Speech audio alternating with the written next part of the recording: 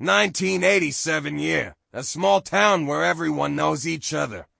Alexei and Danilo were born and raised here, brothers who at first glance seemed like ordinary people.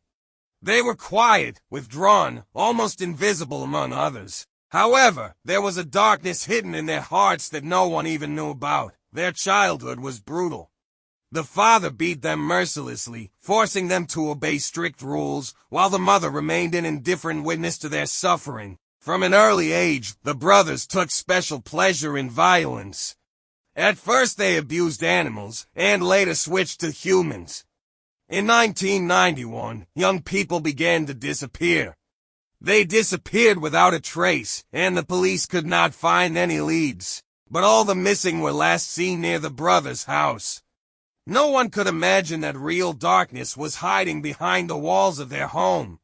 The basement of the Petrov family became a chamber of terror. There was an old metal table chain, hooks with traces of blood, knives and other instruments for torture. The brothers methodically broke their victims, recording the details of the experiments in diaries. They considered themselves gods who decide who lives and who dies. An incident helped to expose them. 19-year-old Andrei miraculously escaped from the basement and, bleeding, reached the nearest house. The police, having received his statement, conducted a search. What they saw shocked even the most experienced investigators. The basement turned into a real factory of death. The trial of the brothers became one of the loudest in the country. The evidence was incontrovertible and they were sentenced to life in prison without parole. However, the question still remains, how many more dark secrets are buried within the walls of their creepy house?